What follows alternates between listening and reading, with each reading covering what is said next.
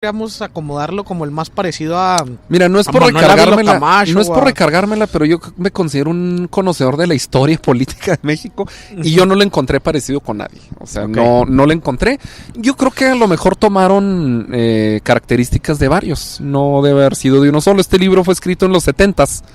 Entonces, pues bueno, vamos a decir qué es lo que está fresco en ese momento. A lo mejor la salida de Díaz Ordaz, a lo mejor la salida de Echeverría, no lo sé. Cualquiera de esos pudo haber sido. Pero independientemente de ello, los periodos en el libro son de 5 años y creo que se podían reelegir, si mal no recuerdo. Se pueden reelegir. ¿Y qué sucede? Pues en eso este cuate dice, bueno, ya elegí quién va a ser el sucesor.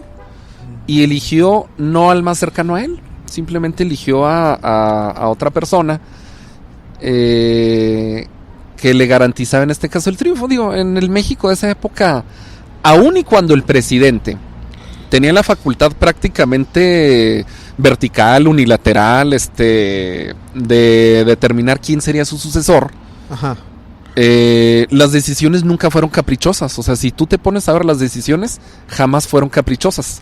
En el caso de Luis Echeverría, pues él sí metió a su amigo, que era López Portillo, pero bueno, era un amigo que tenía una gran formación, a mi juicio el presidente más culto, también a lo mejor el más ratero, pero el presidente más culto que ha tenido México. La decisión que toma en su momento José López Portillo de dejar a Miguel de la Madrid, en su momento atendía precisamente a la necesidad de un mundo globalizado. Ya estabas hablando, o que se empezaba a globalizar en la época de los 80s. Ya veías que Miguel de la Madrid pues era un tipo que había estudiado también en el extranjero, que era economista también, era también abogado, entonces era más o menos como mide en ese perfil. Entonces era lo que el reclamo pues que se veía venir. No, México ya no era un país aislado, México estaba entrando en la modernidad. E independientemente de ello, las decisiones unilaterales de los presidentes respecto a la sucesión siempre eran situaciones muy, muy reflexivas. En el libro, ¿qué viene a pasar? El presidente también lleva a cabo un ejercicio reflexivo y dice, bueno, pues a lo mejor me conviene más empujar a este cuate. Este otro es mi amigo, pero pues me puede... Ahorita dijiste garantizar el triunfo, entonces no era el PRI, ¿no?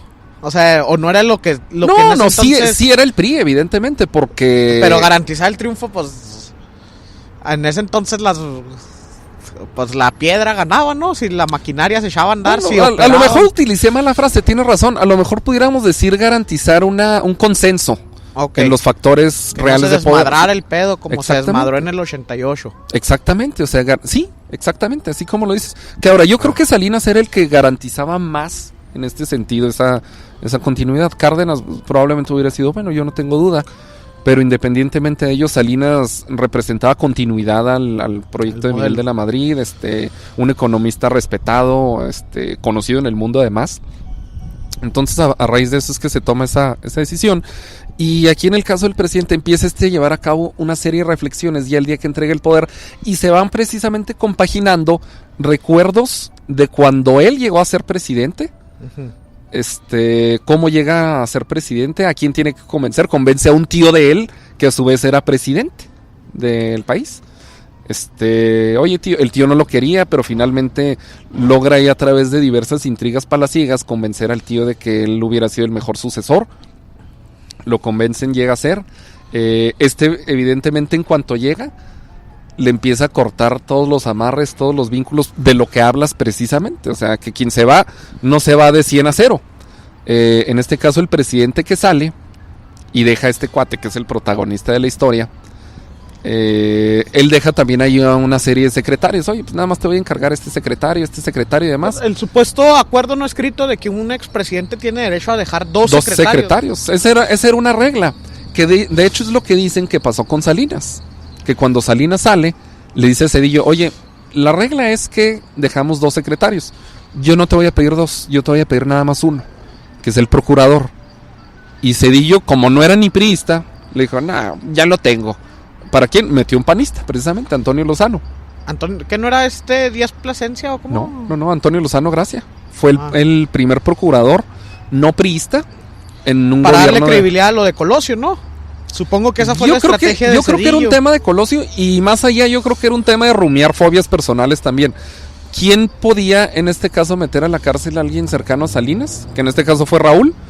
Pues evidentemente un panista. Más que nada yo creo que iba por ahí, porque a Zedillo yo creo que siempre el tema de Colosio le valió. Más que nada él odiaba a Salinas, no sé por qué, o sea, lo odió. Fue funcionario en su gobierno y demás. Y bueno, a partir de ahí es que lo nombra. Dicen las lenguas que Salinas le pidió esa posición y que no se la concedió. ¿Qué viene a suceder en el libro? Esta persona precisamente solicita que le dejen secretarios, se los dejan, pero posteriormente el que se quede de presidente los viene corriendo, se deshace de ellos y rompe toda clase de compromisos.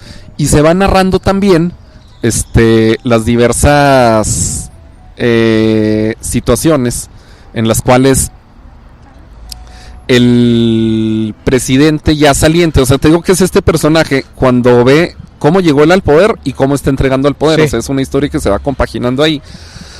Él también quiere dejar poder, él también quiere dejar ¿cómo se dice?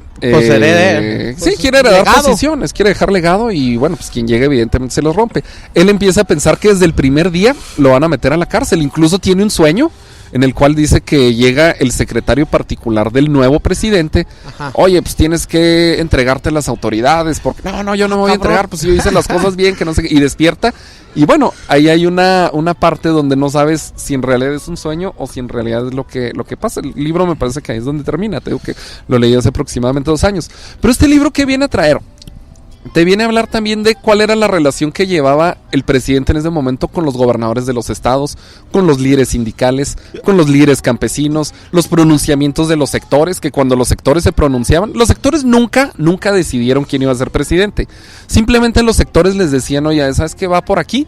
Y los sectores nos pronunciamos, porque era la palabra que utilizaban. Nos pronunciamos por el proyecto que encabeza el licenciado Juan Pérez y demás.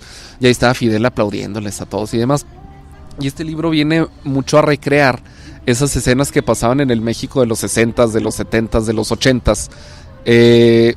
Muchos de los crímenes que se cometían también aquí. Lo que hacía el presidente, por ejemplo, que era una forma a lo mejor novedosa. Tú sabes que, y tú como economista, no sé si seas especialista en política monetaria. Especialista en nada soy yo. Pero no, sí eres, Maigo. No a lo mejor no. Entiendo algo, vas a decir. A lo mejor entiendo un poco, pero también a lo mejor no. El presidente lo que hacía es que en realidad él no robaba gran cantidad de las arcas. Ajá. Lo que hacía es que, oye, Banco de México, ya te llegaron los billetes viejos. Sí, vamos a destruir estos billetes porque ya imprimimos unos nuevos. Pues ahí va a pasar alguien con una maleta. Entonces mandaban una maleta, recogían los billetes que ya habían ido para destruirse, sí, por uso o por lo que quieras. Y el presidente los usaba para comprar diversas cosas, ¿no? A lo mejor una propiedad aquí. Operación política, ¿no se daba en ese entonces tanto eso? Sí, pero no se hablaba tanto de la operación política. Se hablaba del amante del presidente también. Le tenía un departamento, le tenía chofer. Hablaba de cómo le había llevado de viaje, me parece que a Nueva York. Cuando todavía era secretario, cuando todavía no llegaba. Hablan de un acuerdo también, tácito, o no, probablemente expreso, que existía entre el presidente y la primera dama, para que el presidente pudiera andar de vago pues con todo mundo, ¿verdad? Con quien quisiera. Entonces empieza a andar con una vedette. Es decir, te habla muchísimo de la intriga palaciega. Pudiera recordar a lo mejor el tema de la silla del águila. Ajá. De Carlos Fuentes, no de Krause. La silla del águila de Fuentes. Esa fue con la que se la cagó, porque creo que lo quisiste decir, pero a muchos no les va a quedar claro. Esa fue con la que la cagó Peña, ¿verdad? Exactamente, sí. O sea, Peña dijo que él había leído La silla del águila de Enrique Krause y Enrique Krause no escribió La silla del águila. Él escribió La presidencia imperial, Siglo de caudillos, pues una serie de libros que tienen cierta precisión histórica también, pero La silla del águila concretamente es obra de Fuentes, que creo que ya te lo recomendaron, o si no te lo han recomendado, la próxima recomendación No, nadie lo ha leído aquí en el tren. La silla del águila. Bueno, entonces la próxima recomendamos ese. Para marzo, quién sabe, para junio. Pues bueno, cuando hay oportunidad, a lo mejor deberíamos de poder hacer recomendaciones vía. Ya insististe mucho con Sí, pero lo que pasa es que sigue sin concederlo, entonces pues está. Bueno, hay que seguir insistiendo. No te creas, ya tenemos que ir perfilando la modalidad de esa porque el futuro es incierto y puede separarnos a a los miembros de este equipo. Claro. Entonces, te digo, el libro en términos generales es un libro, a lo mejor lo estoy hablando con un desorden cronológico y demás, hace más de 2 años que lo leí, pero sí es un libro que te digo que retrata mucho el ejercicio, no el ejercicio constitucional propiamente, sino el ejercicio del poder, que es lo que hacían al momento de nombrar gobernadores. Porque viene, ahora lo estoy recordando. De eso quisiera que me hablaras ahorita poquito, si quieres, en el momento que así lo desees, pero de la relación con los gobernadores, porque ahí tengo varias impresiones de que eso ha cambiado, entonces a ver qué. Sí, bueno, en este caso cuando él empieza a recordar cómo había sido su ascenso en la política, él había sido alcalde de su pueblo. Porque esa es otra cosa, también disfrazan los nombres de los estados, es decir, no te hablan de Yucatán o no te hablan de Chihuahua, sino te hablan de la Nueva Vizcaya, por ejemplo, o te hablan de la región del Caribe, o te hablan así, pero no te hablan de nada. E incluso es curioso, te digo que está basado en México, aunque el autor no lo quiera plantear así. Hablan que a la toma de protesta del presidente vino el presidente de México.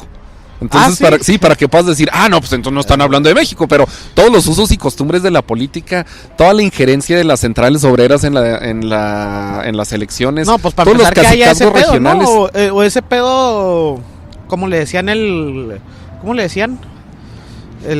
corporativismo. Sí. Ese pedo ha sido latino o más mexicano. No, yo creo que México es quien lo ha dominado al 100%, pero ha existido prácticamente en todos lados. Existe en Inglaterra, por ejemplo, con el Partido Laborista, en determinados momentos los sindicatos, pues evidentemente iban por ahí.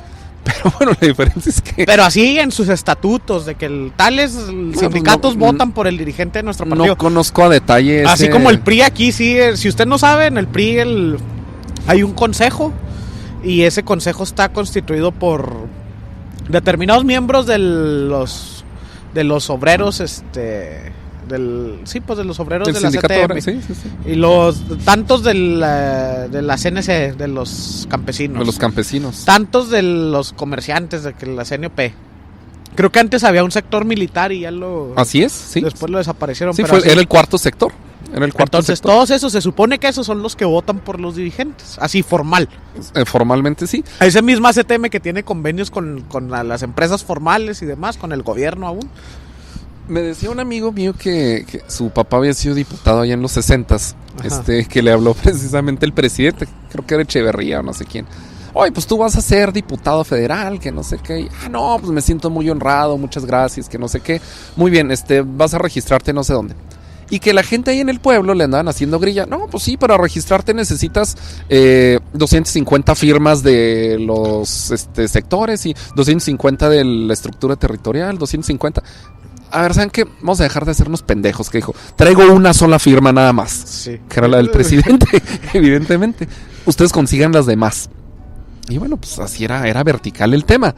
En este libro, te digo, se narran las andanzas desde que esta persona llega a ser alcalde muy joven de su pueblo, cuando conoce a su mujer, cuando empieza a andar con la amante, cuando los descubre la mujer, cuando el tipo llega a ser secretario muy joven también, creo que era secretario de patrimonio, porque antes había una secretaría de patrimonio federal. Y que era la de los parques y demás, ¿no? Porque ¿Sí? Aquí hay un parque muy famoso que la otra vez me fijé en las placas de... Estás hablando aquí del Chamizal. Ajá, en sí, las placas de sí. fundación, y decía ahí, el presidente Díaz Ordaz, y a través de la Secretaría del Patrimonio y ¿Sí? quién sabe qué. La Secretaría del Pues Patrimonio a lo mejor federal. sería la parte de lo que es la comunicaciones y transportes, ¿no? No, yo creo que más bien si estás hablando del patrimonio, yo creo que es más bien de la de Hacienda. Porque aquí los parques ahora dicen Secretaría de Comunicaciones y Transportes. No sabía eso, fíjate. No, allá Moviendo México, y vienen ahí varias firmas. A ver ahora qué pasa con el nuevo gobierno de México. Así ya se llama, ¿no? Gobierno de México. El gobierno de México, sí. Y el caso es que, te digo, empieza a narrar ahí todas sus andanzas desde su pueblo, cuando llega a la capital, cuando llega a ser legislador. Y sí, al final, te digo, el primer día es lo que pasa él el primer día cuando deja el poder. Dice, bueno, llegué a mi casa, dijo, y para empezar, era volver a la casa que él había dejado hacía 10 años. Y luego posteriormente dice, bueno, oigan, pero ¿por qué no se pueden callar todos los carros? Porque cuando él era candidato, habían cerrado esa calle. Entonces nadie circulaba más que los vecinos. Y ahora que ya no era nadie, o que era un expresidente, pues ya los carros seguían circulando y como si nadie, me molesta el ruido de los carros. Y entraba al baño y le parecía muy pequeño.